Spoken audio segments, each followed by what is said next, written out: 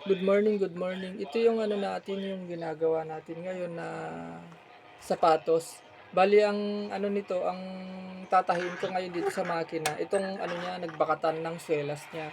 Itong bakat yan. Kung nakikita nyo dyan, ito yung tinapal ko. Ito yung dati niyang bakat. Oh. Ito hindi ko pa nilagyan. Hindi ko muna dinikit para ipakita sa inyo kung paano ko ginagawa. Ito yung pares ng isang sapatos na tatapalan natin nitong leatherette na ito. Bali ito yung tatapal natin dito sa sapatos nito. Bali brown din yung kulay nito para hindi halata. Kasi ang gagawin natin dito, papalitan ng swelas. Itong swelas ang ilagay. Bali ang swelas na to pinrovide ng customer, may-ari.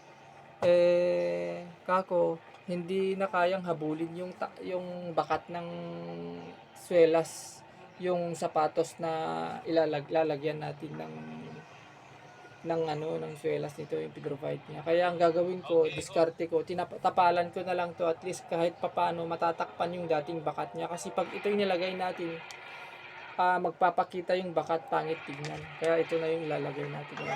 Ngayon, ito na yung papakita ko sa video na to kung paano ko ginagawa yung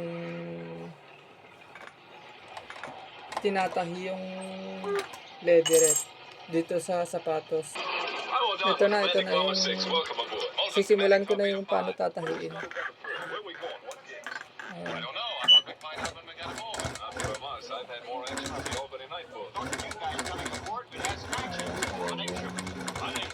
Ganito pala pagtahi ko dito sa sapatos na to. Parang design niya na lang to pagka matapos.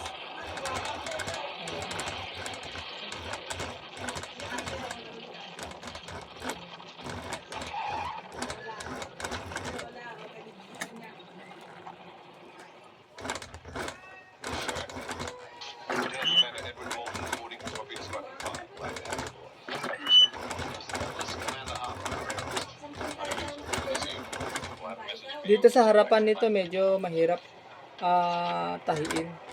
Pero kaya naman.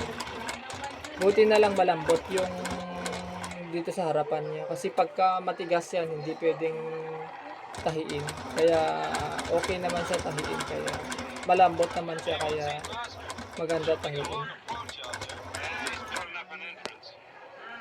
Ayun, natapos na natin tong tinahi, tong sapatos na to. Bali, ito na siya ngayon. Bali, ang gagawin ko na lang, ito yung isasalpak natin yung swelas nito dito sa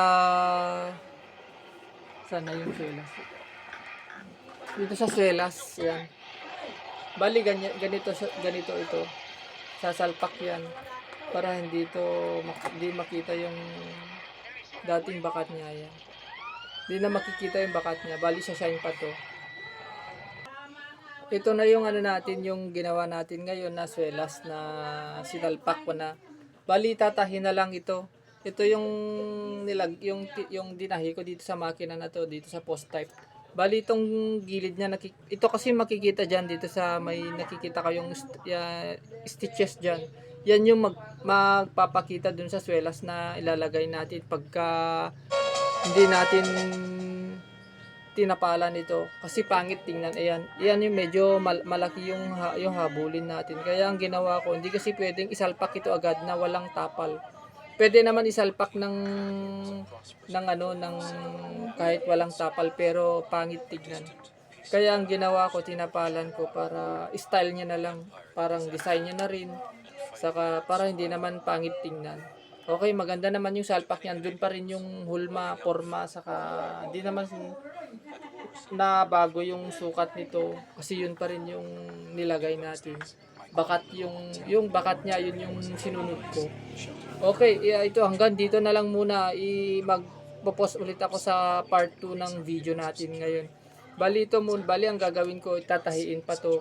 Tapos isa-shine pa, saka didikit natin yung insole, ibabalik natin yung mga pinagbaklasan ng insole. Ito yung insole niya, pinagbaklasan ko para matahi natin itong nasa gilid niya. Okay, salamat and God bless sa ating lahat. I-post ko yung part 2 nito mamaya. Thank you.